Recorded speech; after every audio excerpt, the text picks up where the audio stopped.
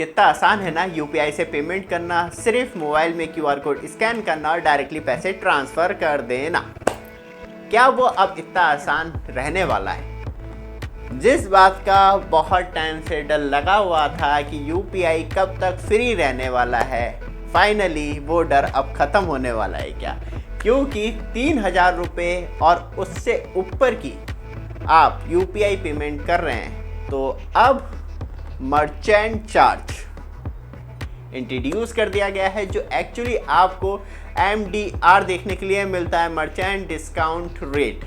ये स्पेशली जो टारगेट किया गया है वो लार्ज बिजनेस के ऊपर किया गया है और जो जीएसटी लेके अपना काम चालू करे हुए हैं, लेकिन उनका कम से कम टर्नओवर जो होना चाहिए वो 40 लाख या उससे ऊपर का होना चाहिए।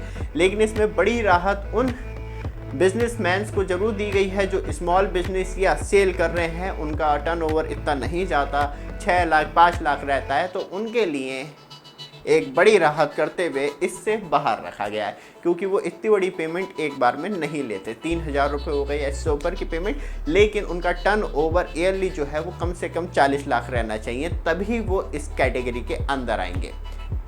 क्यों हाई वैल्यू को टारगेट कर रही है गवर्नमेंट, और गवर्नमेंट का क्या एम है? कस्टमर से पैसे निकालने का ज़्यादा या बिजनेसमैन से पैसे निकालने का?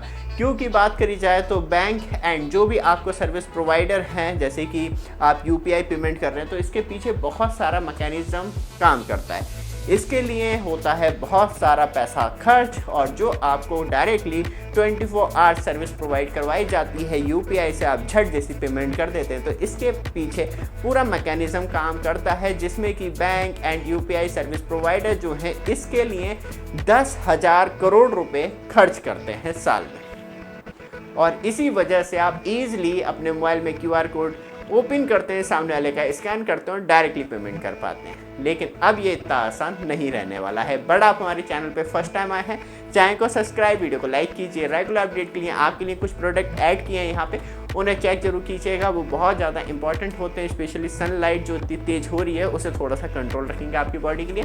बाकी आप हमारे न्यूली प्रोडक्ट भी चेक कर सकते हैं, जो एक्चुअली 360 कैमरे के लिए आता है, वॉल माउंट स्टैंड जो डायरेक्टली कैमरे में अटैच हो जाता है। आपका क्लिप टूट भी गया तो कोई दिक्कत की बात नहीं है, डायरेक्टली हमारा जो स्टैंड है वो अटैच हो जाता है, जो वॉल माउंट स्टैंड देखने के लिए मिलता है। व्हाट्सअप नंबर ये आ रहा है, नहीं तो वीडियो डिस्क्रिप्शन में दे रखा है, वहाँ से डायरेक्टली चैट कर सकते हैं और डिटेल आपको वहीं पर मिल जाएगी। वापस आते हैं टॉपिक पे। सबसे ज़्यादा इंपॉर्टेंट है, तब 10,000 करोड़ रुपए खर्च हो रहे हैं यूपीआई सिस्टम में, तो जो भी कस्टमर हो गया या कोई भी खर्च कर रहा है या स्कैन करके पेमेंट कर रहा है, तो वो 5% से लेकर 28% जीएसटी दे रहा है। तो वो किस काम के लिए दे रहा है? वो इसी काम के लिए दे रहा है कि हमें गवर्नमेंट की सर्विस अच्छी मिलती रहे लगातार, और जो हम जीएसटी पे कर रहे हैं, क्योंकि फ्री में आपको कुछ नहीं मिल रहा। याद रखिएगा, आपके घर के आगे की रोड भी टूट गई है या नई डल गई है, वो आप ही के जीएसटी के पैसे से, जो आप डायरेक्ट और इनडायरेक्ट वे में दे रहे हैं, वही कहीं ना कहीं गवर्नमेंट का मेन रेवेन्यू है, वही लौट के आपको दिया जा रहा है। लेकिन यूपीआई जिस तरीके से तरक्की कर रहा है, वो एक पहले ही संकट का एक प्रश्न बना हुआ था, अब कहीं ना कहीं वो तरीके दिखाई दे रहे हैं। गवर्नमेंट कहीं ना कहीं वहाँ से भी अर्न करने की सोच रही है। क्योंकि बात करी जाए तो टोटल जो अभी आपको बिजनेस एंड सेलर देखने के लिए मिलते हैं, वो इंडिया में 6 करोड़ सेलर हैं जो यूपीआई बिजनेस रनअप करते हैं, जिसमें कि 90% जो है वो स्मॉल बिजनेस रन करते हैं, जो डायरेक्टली यूपीआई से पेमेंट लेते हैं। वो रुपए डेबिट कार्ड के थ्रू हो गया या डायरेक्टली यूपीआई के थ्रू हो गया, जिससे कि बैंक कनेक्ट है, नंबर के द्वारा आप डायरेक्टली पेमेंट कर पाते हैं। तो कहीं ना कहीं जो एक बहुत बड़ा हमें राजस्व देखने के लिए मिलता है यूपीआई बिजनेस को लेके, वो कहीं ना कहीं स्मॉल बिजनेस रन कर रहे हैं। लेकिन ये आंकड़ा जिस तरीके से यूपीआई पेमेंट का इंडिया में इंक्रीज़ हो रहा है, वो एक बहुत बड़ी चिंता का विषय है। इसी वजह से लोड को थोड़ा कम करने की तो नहीं सोच रही है गवर्नमेंट, क्योंकि 2018 में जो टोटल ट्रांजैक्शन थी वो थी 5,86,000 करोड़ की।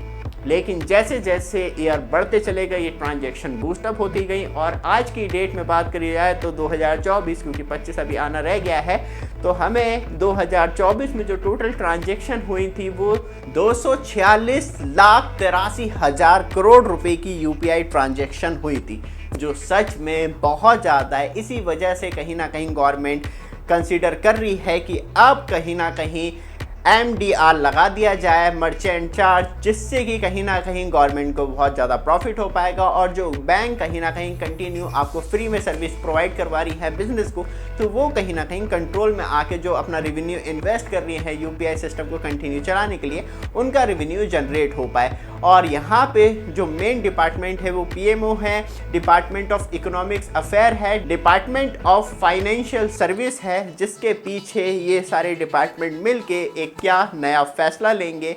और अभी ये विचार अधीन है, अभी ये फाइनलाइज नहीं हुआ है, तो अभी आपको कोई इम्पैक्ट नहीं पड़ेगा, या आप बिजनेस रन कर रहे हैं तो आपको किसी तरीके का इफेक्ट नहीं पड़ेगा, क्योंकि तब आप 3,000 रुपये की एज अ कस्टमर पेमेंट कर रहे हैं तो आपके पास से 3,000 रुपये जाने, लेकिन जो मर्चेंट के पास कट के पैसा जाएगा वो कितना जाएगा और इसकी पूरी फुल डिटेल किस तरीके से, क्योंकि अभी फाइनल डिक्लेरेशन नहीं दिया है रिजल्ट, जिससे कि वो पूरे फुल चार्ज हमें मालूम चल पाए।